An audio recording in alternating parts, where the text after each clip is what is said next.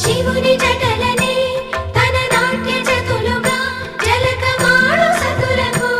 సౌభాగ్యదాత్రిగా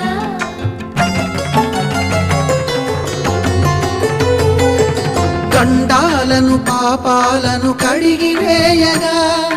ముక్తి నదిని మూడు మునకలే చాలుగా జలది వెనతలకు పోసె జనని గంగా భవాని ఆమె అండ మంచుకొండ వాడని సిగపూదండ గంగోత్రి